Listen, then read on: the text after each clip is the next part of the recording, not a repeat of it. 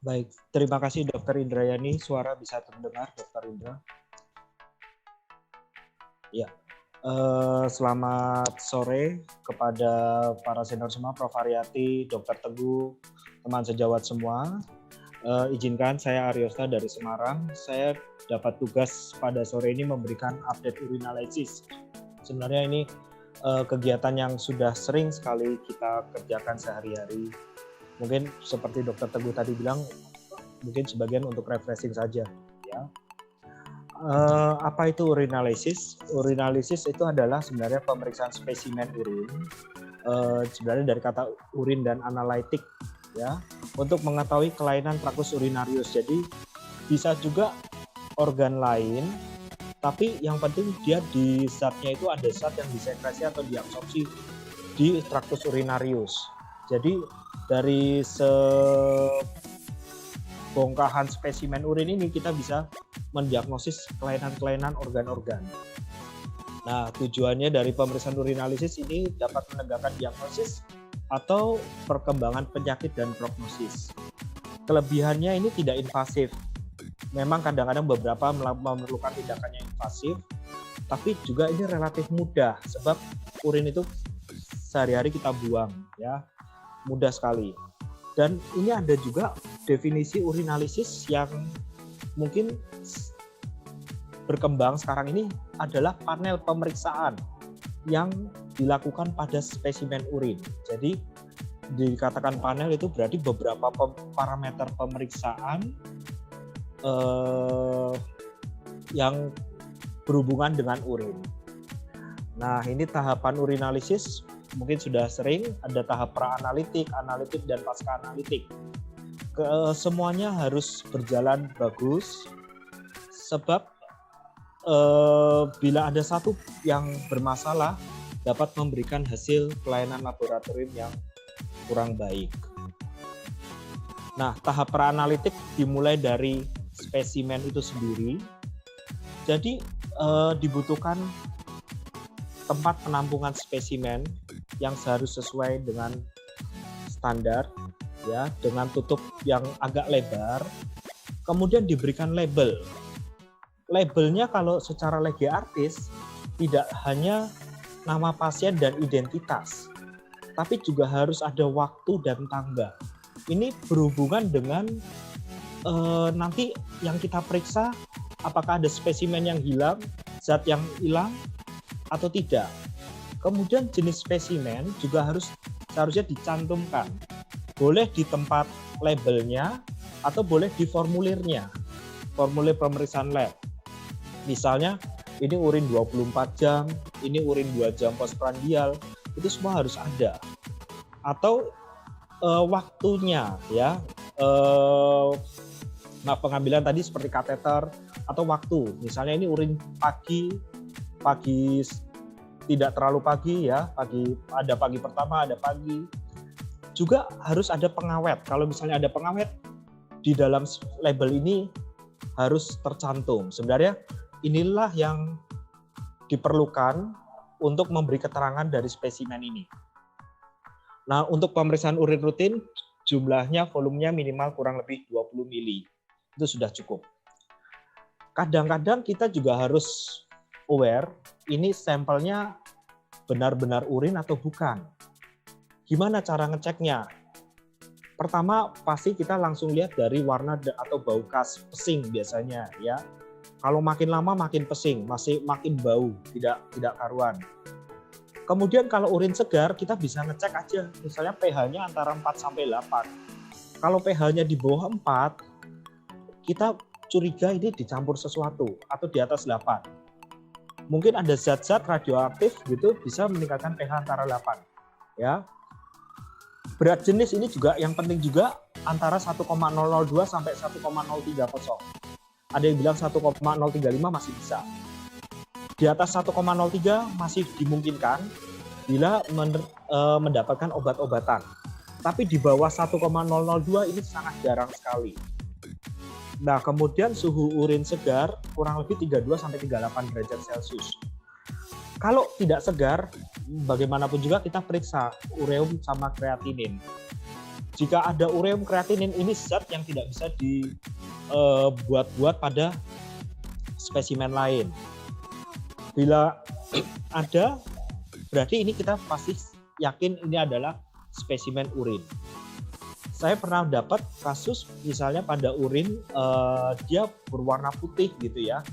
Untuk periksa narkoba biasanya, narkoba saya dapat bonus saat itu, dapat bulu kemaluan, satu helai bulu kemaluan, tapi kok tidak mencakup ini. Meskipun ada bulu kemaluan, tidak bisa dipakai sebagai patokan bahwa ini adalah spesimen urin. Biasanya kita suruh kencing ulang, atau kalau memang menolak ya salah satu saya harus saat berkemih harus ada saksi yang melihat. Kalau perempuan dengan perempuan, laki-laki dengan laki-laki. Nah, jenis spesimen urin ini juga dari pengambilan atau waktu, seharusnya pengambilan dan waktu ini harus ditulis di dalam label yang dari ini. Jadi kita mengerti, ini kemih biasa, atau ini pancar tengah, atau menggunakan kateter, atau dia dengan aspirasi suprapubik, atau menggunakan kondom urin. Kondom urin ini bisa biasanya pada pasien yang dirawat inap, atau pada anak-anak misalnya yang susah sekali kita mengumpulkan urin, ditempel saja asalkan jangan tercampur dengan daerah anus ya, atau kita urin 2 gelas atau 3 gelas. Ini harus ada. Kemudian waktunya bisa pagi pertama, pagi sewaktu 2 jam, urin tampung 12 jam, 24 jam, atau urin siang hari. Nah, yang paling sering adalah kita mintanya adalah midstream. Midstream itu kenapa? Sebab ini pure dari vesika urinaria yang relatif steril. Biasanya tidak tercampur dengan zat-zat yang ada tertinggal di uretra. Nah, oleh CLSI dikatakan urin harus segera diperiksa paling lambat 2 jam.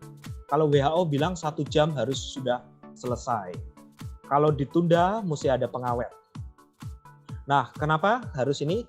Kita lihat banyak perubahan dari baik makroskopis, kimiawi, dan mikroskopis. Ini akan mengalami perubahan dari urinalisis ini.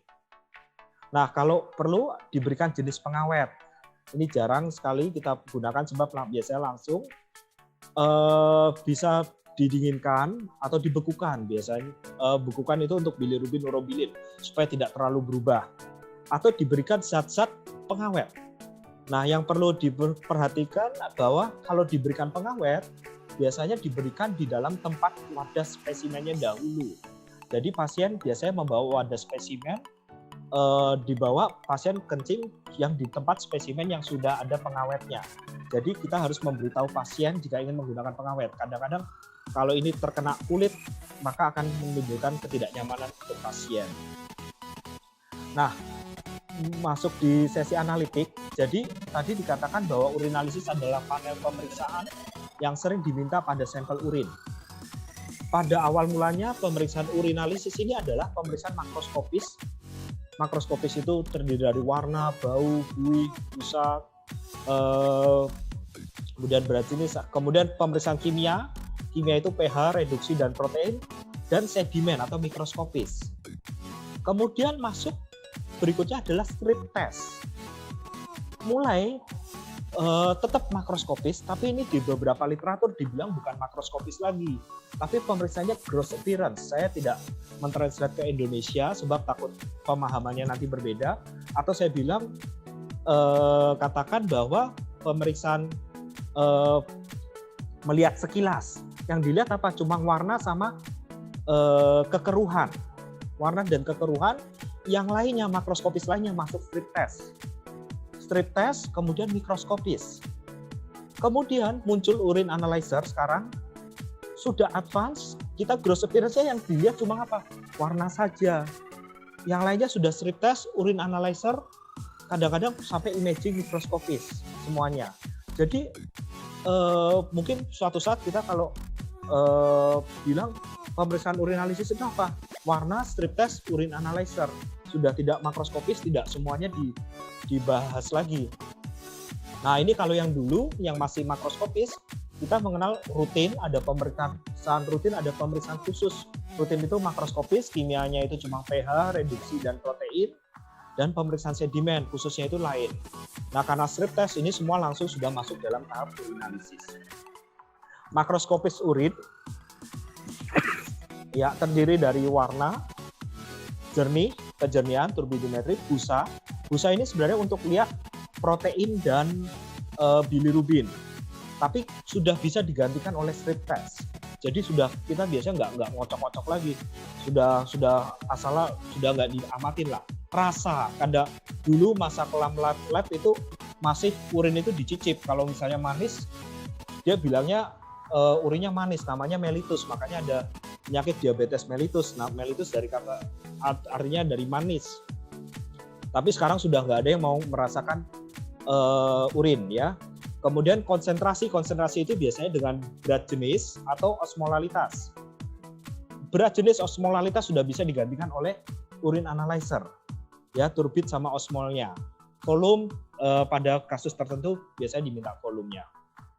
Nah, ini beberapa penyebab bau yang masih ini bisa aromanya normal ya, aroma urin atau bisa bau-bau lainnya. Nah, ini gross appearance yang tadi dibilang bahwa sekarang ini makrosnya itu sudah ganti gross appearance. Gross appearance apa? Tinggal warna sama kekeruhan. Sudah warnanya apa, keruh atau tidak. Itu saja yang makrosnya. Kemudian lanjut ke strip. Strip ini bervariasi. Ada strip yang 1 parameter, ada yang 2 parameter, ada yang kombinasi 3 parameter, ada yang 9 parameter, ada yang 10, 11 sampai 13 sampai mikroalbumin sama kreatinin. Kadang-kadang ada yang bisa ureum segala, macam-macam. Nah, yang paling sering kita gunakan dalam pemeriksaan lab sehari-hari adalah yang 10 parameter. Yang kombinasi 10 ini. Ini yang paling hampir kalau urin analisis itu apa? Ya ada glukosa, keton, pH, protein, nitrit, berat jenis ya, urobilinogen sampai ini semua lengkap, sudah ada dibagi rutin sama khusus lagi. Nah, ini yang strip biasanya ada lapisan nylon mesh ya. Lapisan ini biasanya untuk nyaring, sebenarnya nyaring urin. Kadang-kadang beberapa urin juga tidak bisa lewat sini dengan bagus. Biasanya lewat mana? Karena ini tertutup. Di sini ada seperti reagen padatnya. Dia lewat samping. Lewat sampingnya dia mungkin lebih lancar masuknya. Nah, seringkali kalau pemeriksaan dengan strip test ini dipotong separuh. Boleh tidak? Kalau dipotong, dia biasanya lapisan nilonnya pasti kebuka di sininya. Sehingga dia kalau ada zat apa kita tidak steril, masih mungkin bisa bereaksi dengan reagen-reagen padat yang ada di sini dan mungkin mengurangi dari hasil lab yang kita kerjakan. Nah, ini bisa dibaca oleh alat otomatis, itu bisa mengurangi subjektivitas, bisa juga dicocokkan dengan mata. Ada beberapa lab masih cocokin mata, ya. Nah, ini pemeriksaan semi kuantitatif strip test. Ini sengaja saya ambil dari 2 merek. Sebenarnya yang saya mau tunjukkan di sini adalah ini sebenarnya sama, tinggal dicelupkan, kita lihat perubahan warnanya, nanti apa tinggal dibaca. Pada beberapa strip, misalnya di sini ada yang berbeda ya antar strip satu dengan strip lain.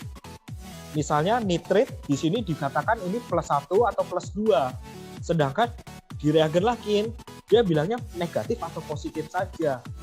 Nah, ini mungkin bisa jadi berbeda antara kalau kita misalnya periksa di lab 1 dan lab 2, yang lab 2 bilang nitritnya kok positif 2, lab 1-nya bilang positif 1, ini bisa. Atau misalnya di sini contohnya lagi adalah yang berbeda lagi, saya kemarin itu keton, keton ini sama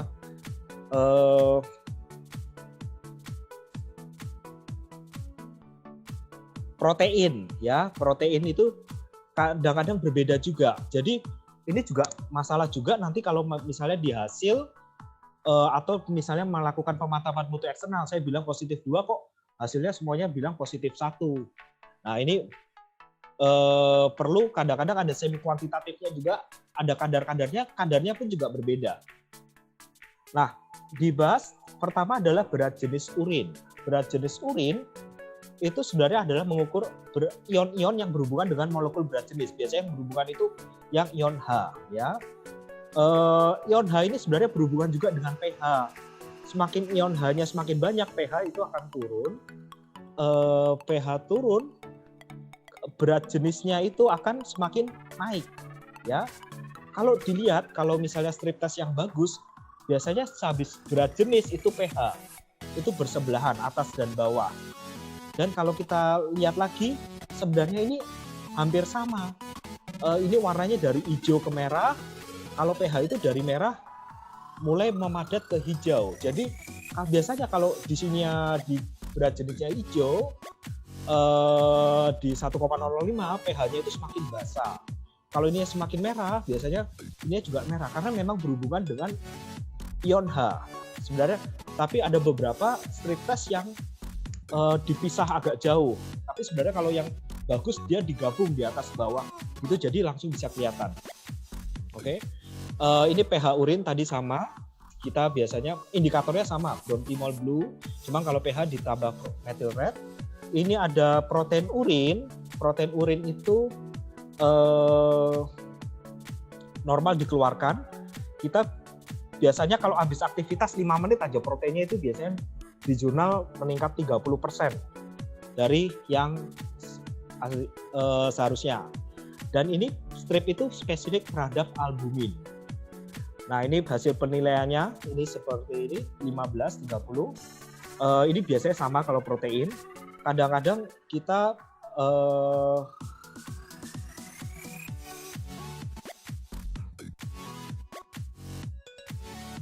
kadang-kadang bisa juga dengan metode lain, biasanya pakai mikroalbumin atau bisa juga yang kasar dengan esbah, ya, biasanya tampung. Kemudian glukosa urin ini untuk melihat fungsi tubulus sebenarnya. Jadi glukosa itu dikeluarkan di glomerulus tapi sampai tubulus diserap lagi. Bila memang banyak sekali yang dikeluarkan, meningkat sampai ambang batas tubulusnya tidak bisa menyerap, maka dapat muncul pada urin biasanya. Nah, darah di urin ini kita periksanya sebenarnya untuk mengetahui dari zat hemoglobin atau mioglobin yang ada di dalam urin, ya. Dan ini tidak sama dengan pemeriksaan kalau kita melihat sedimen urin ada eritrosit. Kadang-kadang berbeda.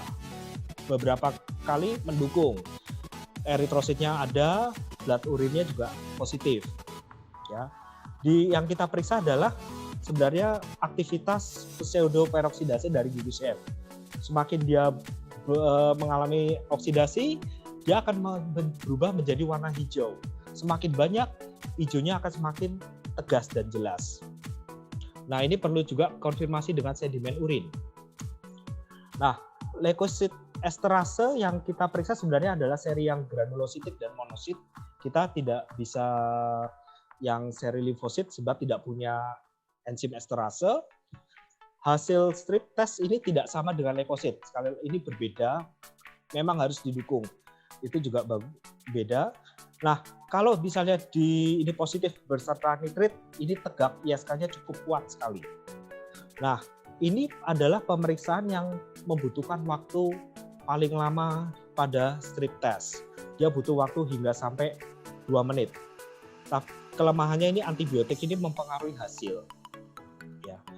Nah, ini nitrit urin, kita tahu untuk memecah nitrat menjadi nitrit, bakterinya ada E. coli, Proteus, Enterobacter, Klebsiella, paling sering pada ISK. Nitrit negatif belum tentu tidak ISK, bisa jadi memang bakteri yang tidak memecah nitrat atau memang dari jamur atau penyakit lainnya.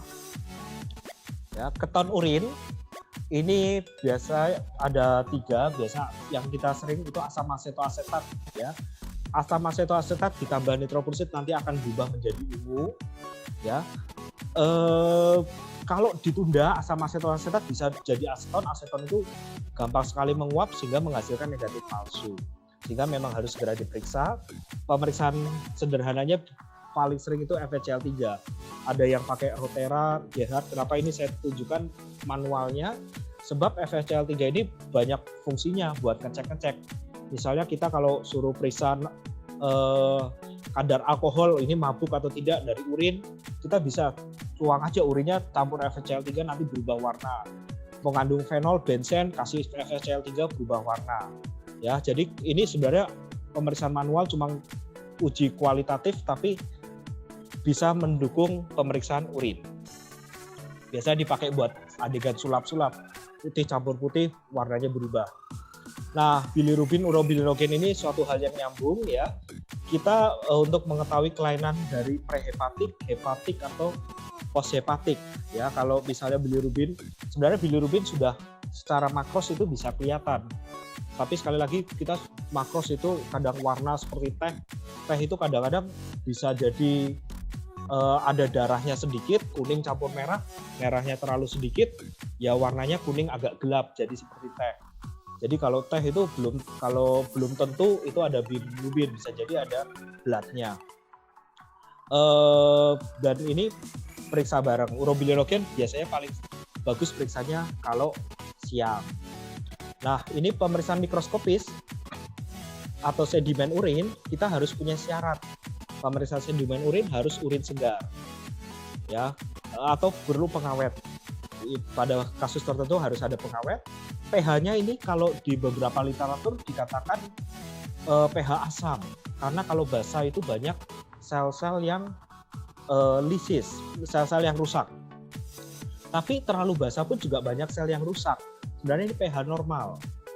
Asam itu lebih ke arah sebenarnya kalau misalnya kita pakai pengecatan, misalnya pengecatan Gram, Stenheimer, Prussian, itu cat-cat asam semua. Sehingga kalau suasananya asam, dia dapat tercampur baik, sedimennya akan terwarnai. Tapi kalau pada urin basah, biasanya kalau dikasih cat-cat seperti itu sama aja seperti natif, bilangnya buang-buang cat ya, kadang-kadang tidak tercat dengan bagus. Kalau basah natif aja sebenarnya bisa ya. Kemudian berat jenis ya harus kalau bagus lebih dari 1,015. Sebenarnya bukan berat jenis di sini yang menekankan itu adalah osmolalitas. Osmolalitas itu yang kalau dia semakin tinggi banyak sel-sel seperti eritrosit, leukosit yang akan lisis. Nah, sentrifugasinya itu ini ada tekniknya, saya lupa nama Edison, sentrifugasinya 450 rotation ya selama 5 menit. Tidak boleh direm. Jadi pas sentrifugasinya mutar, direm itu biasanya yang sudah mengendap-endap akan terbang lagi. Jadi harus benar-benar berhenti sempurna. Kemudian kalau misalnya urinnya kurang dari 3 mili, tidak perlu sentrifuge. Ya, langsung saja dikerjakan. Konsentrasi ini biasanya kita buang bagian atasnya. Kemudian kita berikan cat, kita warnain, kemudian kita baca di mikroskop pembesaran 10 sampai 40. Nah, ini beberapa sedimen urin yang sering, epitel, silinder, ya, kristal, eritrosit, leukosit, dan lain-lain. Ini dibaca nanti lapangan pandang, lapangan besar, lapangan pandang kecil di pembesaran 10 atau 40 kali.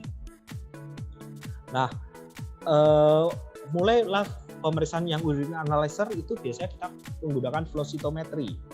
Di sini ada lasernya, biasanya ada yang untuk fluoresen, ada yang scatter. Nah, keuntungannya apa? Ini cepat dan mudah, mengurangi subjektivitas dari pemeriksa kalau kita pakai mikroskop.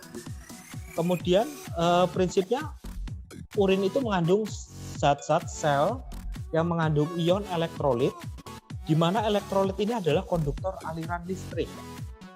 Ya, zat terlarut itu akan merupakan kumpulan ion, merupakan molekul yang mempunyai bobot jenis, ada besarnya juga. Kumpulan molekul akan reabsorpsi menahan sinar, tak tembus sinar sehingga menimbulkan bayang yang kita ini dari scatternya, dari ukurannya dan dari fluoresensinya. Nah, ini mungkin dari hasil-hasil, kalau yang urine analysis ini kita lihat dari grafik yang sebelah kanan ini scatternya, kalau ini yang sudah campuran antara fluoresen dan scatternya.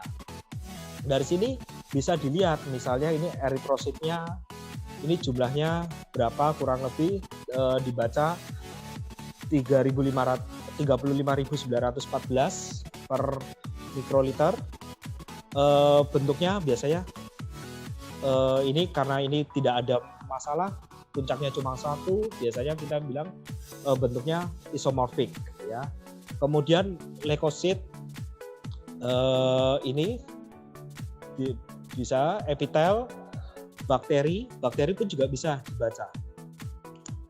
Nah, pada flow cytometry ini sebenarnya terdapat dua bilik, yaitu yang satu untuk bakteri, yang satu untuk pemeriksaan sel-sel lain. Jadi memang dia berbeda. Kalau sel lain itu pemeriksaan sendiri, kalau yang bakteri khusus ini dia bilik sendiri. Kenapa? Bakteri ini biasanya akan diinkubasi terlebih dahulu dalam mesinnya itu pada suhu 40 derajat Celcius, baru dicap untuk fluorescence. Nah, ini pada beberapa kasus kita bisa melihat gramnya ya dengan scatter angel. Angel scatternya kurang dari 30 atau lebih dari 30. Kalau positif biasanya di atas 30. Kalau misalnya tidak yakin lagi, beberapa alat bisa mengeluarkan imaging ya, urine analyzer. Misalnya karena kita pakai flow cyto, kadang-kadang antara eritrosit dan jamur itu hampir sama. Ya, kalau kelistrikan mungkin impedans, misalnya bisa impedans, kita mungkin bisa beda. Itu dua hal yang berbeda. Atau misalnya sel epitel tubulus ya dengan parasit. Misalnya parasit ini mungkin akan kebaca sama. Dan inilah yang diperlukan bahwa the man behind the gun masih tetap perlu kepentingan kita, peran kita di sini. Nah, kesimpulan, urinalisis ini merupakan pemeriksaan mudah, tidak invasif, dan sangat bermanfaat. Urinalisis ini bersifat panel pemeriksaan, pemeriksaannya tergantung, misalnya pada beberapa ada tergantung panel stripnya. Sekarang ada mau pakai yang 13, mau pakai yang 15, mau pakai 10, kita bisa macam-macam. Ya, pada dasarnya urinalisis terdiri atas pemeriksaan makros, kimia, dan mikroskopis. Namun dengan bertambahnya perkembangan teknologi, makroskopis itu banyak disunat, diambil oleh strip test maupun urine analyzer otomatik. Sampai sekarang kita tinggal langsung sudah bilang pemeriksaannya sudah tinggal warna saja. Sebab kekeruhan itu juga sudah bisa dibaca oleh scatter. Kekeruhan, berat jenis, osmolalitas semua sudah bisa dibaca, digantikan oleh strip maupun urine analyzer otomatis. Yang tidak bisa digantikan ya tadi warna, rasa kalau misalnya masih mau, bau mungkin tidak bisa. Pemeriksaan mikroskopis dapat tetap digunakan untuk konfirmasi sedimen yang dilakukan secara otomatis. Terutama misalnya kalau ada flagging, kita tetap harus melakukan pemeriksaan mikroskopis atau membuat sedimen. Mungkin demikian yang bisa saya berikan. Mungkin ini sedikit refresh saja. Terima kasih. Saya kembalikan kepada moderator Dr. Indrayani. Terima kasih Dr. Indrayani.